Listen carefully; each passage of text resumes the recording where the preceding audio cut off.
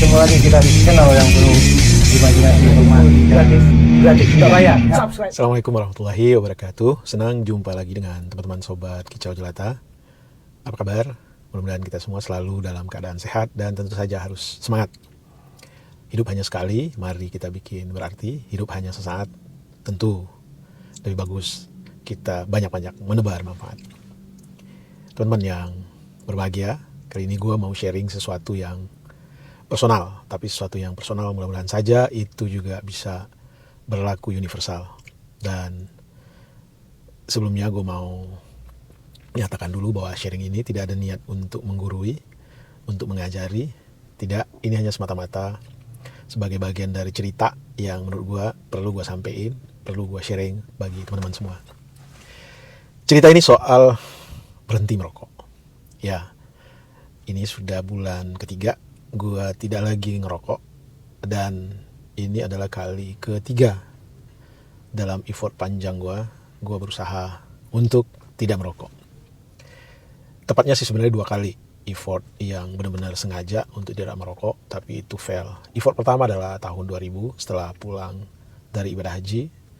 Gue bertekad untuk tidak lagi merokok karena berdasarkan azas manfaat mudarat. Setelah gue pelajarin, ternyata merokok lebih banyak mudaratnya, dan sesuatu yang lebih banyak mudaratnya tentu itu secara rasional tidak bagus bagi kita, dan secara agama sebagai orang yang percaya bahwa sesuatu yang tidak baik untuk kesehatan itu bagian dari kufur nikmat, sehingga gue menganggap merokok itu menyangkut dengan lemahnya iman.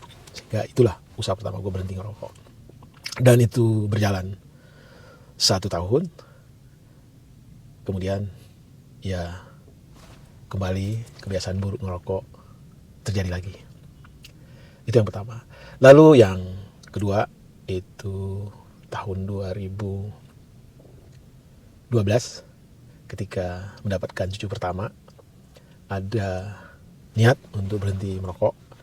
Ya karena ya boleh jadi orang-orang terdekat selama ini terabaikan, tetapi untuk menyambut kedatangan cucu ada satu niat untuk berhenti merokok lagi. Dan ya yang kali kedua ini nggak sampai 6 bulan kambuh lagi. Kenapa bisa kambuh? Satu, jujur, merokok itu enak. Oh, tidak saja enak, merokok itu sangat enak, sangat nikmat. Jadi sesuatu yang nikmat saja susah untuk kita hentikan, apalagi pakai kata-kata sangat di depannya. Boleh tanya deh semua perokok, merokok itu sangat nikmat. Dan waktu-waktu tertentu yang membuat rokok itu lebih nikmat adalah ketika kita nongkrong dengan teman-teman sesama perokok, dan setelah kita makan biasanya ada sesuatu yang menagih satu prosesi penutup setelah makan, yaitu merokok. Jadi sekali lagi, karena merokok itu tidak saja nikmat tetapi sangat nikmat, maka bagi perokok tentu amat sangat sulit untuk berhenti merokok. Buktinya 2 kali gue mencoba, ternyata gagal dua-duanya. Nah ini yang ketiga, tidak diniatkan, terjadi by accident. Kenapa tidak diniatkan? Karena ya memang tidak ada niat untuk berhenti ngerokok. Alasannya yang tadi itu, tidak saja nikmat, sangat nikmat. Jadi kira-kira 2 bulan yang lalu aku nemenin cucu dan beberapa anak untuk liburan. Sejatinya menemani cucu dan anak-anak juga ikut. Kita ke Malaysia dan Singapura. Itu perjalanan setelah COVID, maksudnya perjalanan ke luar negeri setelah COVID yang pertama aku lakukan. Dalam pemahamanku ketika sebelum COVID, beberapa kali ke Malaysia dan Singapura membawa beberapa bungkus rokok, bahkan 1 slof sekedar untuk dikonsumsi sendiri, itu fine-fine saja di imigrasi, lolos pemeriksaan karena memang dibolehkan. Jadi pemahaman seperti itulah yang ada di benakku setelah kembali lagi berjalan ke Malaysia dan Singapura. Pertama aku ke Malaysia membawa 6 bungkus rokok, dan itu di imigrasi Malaysia lolos, tidak ada masalah, bisnis as usual seperti yang sebelum-sebelumnya. Lalu dari Kuala Lumpur ke Singapura, aku naik bus, dan ini juga pengalaman pertama mencoba jalan darat dari Kuala Lumpur ke Singapura. Sebenarnya di perjalanan si sopir, si driver sudah mengatakan bahwa tidak boleh membawa rokok ke Singapura. Jadi bagi siapapun yang membawa rokok itu boleh dibuang, ditinggalkan, karena itu akan bermasalah dengan imigrasi Singapura. Tapi karena pengalaman sebelum COVID dan itu tidak masalah, itu menjadi penyebab aku tidak percaya dengan informasi tersebut. Ini salah satu ya. Salah duanya adalah sang driver adalah orang dari etnis tertentu yang dalam persepsiku, yang masyarakat lainnya juga begitu, omongannya jangan dipercaya gitu. Ini semacam stereotype jahat ya yang melekat ke etnis tertentu. Bahkan ada anekdot kalau kita ketemu di hutan, ketemu orang dari etnis tersebut dan ketemu ular kobra, maka yang dimatiin terlebih dulu adalah orang dari etnis tersebut. Jadi alangkah lebih berbahayanya orang tersebut dari ular kobra, atau ketemu orang tersebut, ketemu macan, maka yang dimatiin adalah orang tersebut. Alangkah lebih berbahayanya orang tersebut dibanding macan.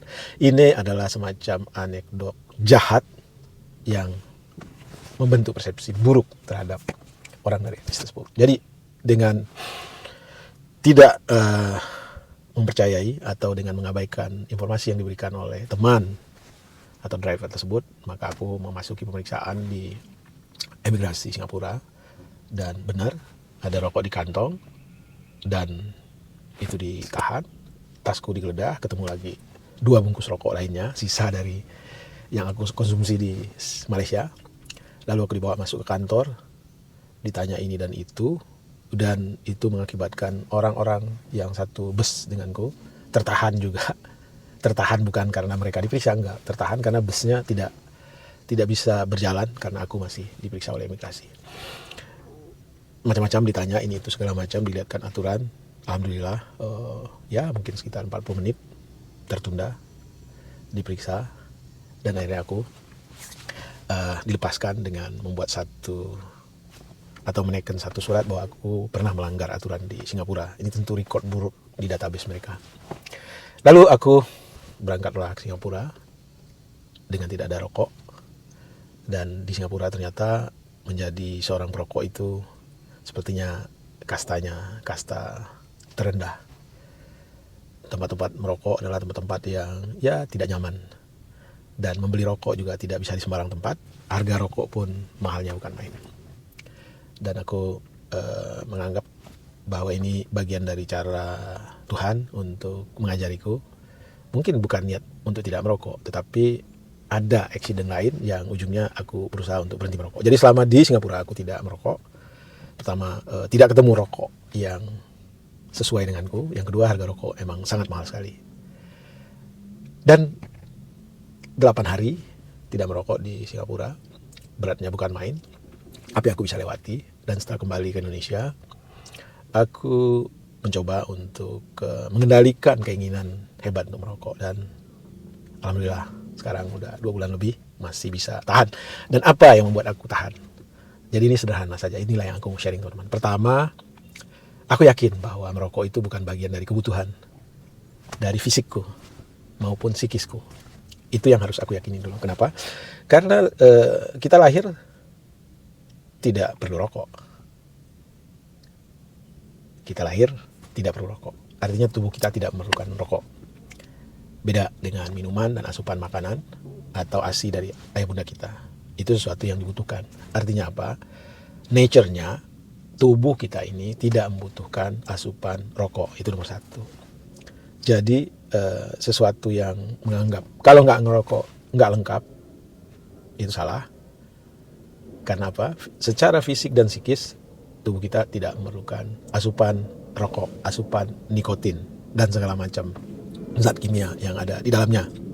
Itu nomor 1. Lalu nomor 2, aku meyakini bahwa merokok itu merupakan bagian dari sesuatu yang menyebabkan kita bergantung kepada sesuatu yang di luar kita. Jadi sebenarnya ketidaknyamanan yang dipicu oleh rokok, katakanlah sensasi menagihnya, sakaunya, itu adalah sesuatu yang di luar nature-nya fisik kita. Dan semakin kita menggantungkan sesuatu itu di luar nature-nya fisik kita, maka semakin kita tidak nyaman sebenarnya secara perasaan, secara ketenangan hati, dan bahkan secara fisik. Coba tanya deh sama perokok, apa yang mereka rasakan atau sensasi apa yang datang pada saat mereka habis makan, atau pada saat mereka sedang katakanlah berada di satu suasana yang menegangkan, lalu habit pertama yang muncul untuk menenangkan diri adalah ingin merokok. Dan itu sejatinya kita lari dari satu persoalan, satu keresahan ke keresahan lainnya. Dan boleh jadi keresahan lainnya yang diakibatkan oleh rokok ini jauh lebih membahayakan. Kenapa? Rokok itu secara saintifik terbukti tidak baik bagi kesehatan tubuh manusia, bagi paru-paru, bagi darah, dan segala macam. Lalu bagaimana aku mengatasi sensasi tersebut? Ya, ini juga boleh teman-teman tiru. Jadi pada saat sensasi, katakanlah saya habis makan, datang ingin merokok, dan itu sampai merangsang munculnya air liur kita, itu aku ngebayangkan bahwa aku memenuhi hasrat ingin merokok tersebut dengan berimajinasi bahwa aku mengeluarkan sebatang rokok yang paling enak, lalu aku merokok di tempat yang paling nyaman, lalu aku hirup sedalam-dalamnya rokok yang paling enak tersebut secara berimajinasi. Lalu aku hembuskan secara pelan-pelan dan ngebayangkan asapnya keluar. Nikmatnya luar biasa. Aku lakukan itu 2-3 kali, dan itu sudah membuat rangsangan-rangsangan kimiawi yang muncul di tubuh dengan sendirinya mereda. Jadi begitu teman-teman. Nomor 1 yang aku lakukan adalah aku yakin atau meyakini bahwa rokok bukan bagian yang penting bagi tubuhku, bahwa rokok bukanlah asupan yang bermanfaat bagi tubuhku. Karena apa? Karena memang terakhir kita tidak merokok, bahkan sampai balita pun kita tidak merokok, kita aman-aman saja. Dan beda dengan air, dengan asupan makanan, kita tidak minum, bisa dehidrasi dan bisa mengakibatkan kematian. Tapi tidak merokok, betapa banyak orang yang tidak merokok, dan itu fine-fine saja. Jadi merokok bukan bagian dari kebutuhan tubuh. Yang nomor 2, aku meyakini bahwa merokok itu tidak hanya merugikan diri sendiri, tapi juga merugikan orang-orang di sekitar kita, dan itu sudah terbukti secara saintifik.